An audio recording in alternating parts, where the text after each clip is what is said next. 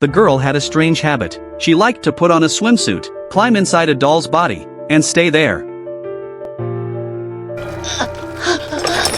The boy who discovered her secret at school was not only a top student, but also had unusual focus. He could stare at a girl's panties for 100 seconds straight, yet other girls still liked him. But the boy had his own troubles. His body had recently started to change. His eyesight had surpassed 6.0, and he could sense danger through his sense of smell. One day, he smelled a fire from far away. When he reached the warehouse, flames had already filled the building. Using his sharp sense of smell, he found a girl unconscious inside. At first, he didn't want to get involved, but his reason won over his hesitation.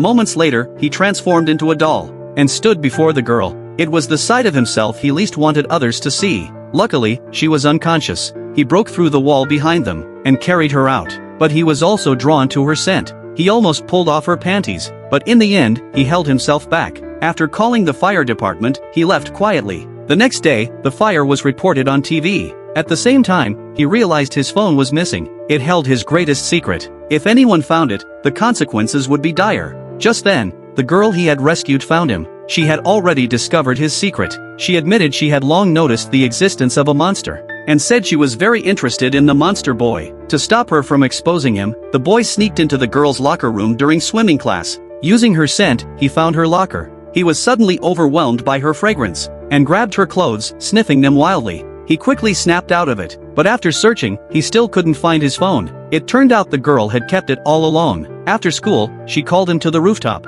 When she asked him directly, he refused to admit anything. The girl smiled slyly and said maybe she was mistaken. She placed his phone on the edge of the balcony. When he bent down to pick it up, she suddenly kicked him off the roof. The girl quietly watched, knowing he wouldn't die. And as she expected, the boy transformed into a monster again. She captured the entire process on video.